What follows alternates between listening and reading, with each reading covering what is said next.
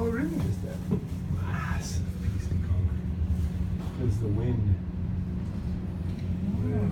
Because it's so tall, the torque on top wants to snap it, so it moves like this. Oh, really? How many times a day do you go? 50 to 70 times. A day.